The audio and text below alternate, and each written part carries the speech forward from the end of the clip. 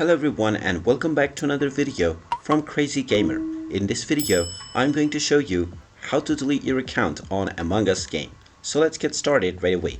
In order to delete your account on Among Us, long press on the Among Us game from your device and then tap on the info button. Now you will then be taken into the application info page for the Among Us game. Now from this page, first of all tap on the force stop button at the bottom right corner and then tap on OK to stop the app. Then scroll down and tap on storage and you will be taken into the storage menu. From the storage menu, simply tap on the clear data button at the bottom left corner and then tap on the delete button, and this will delete all of your user data for the Among Us game, including your saved login and your game progress so far.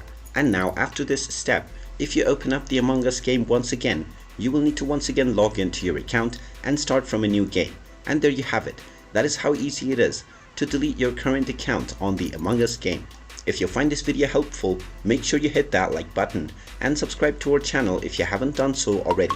Also ring that notification bell to never miss another update from us. Thank you for watching and I will see you again in the next video.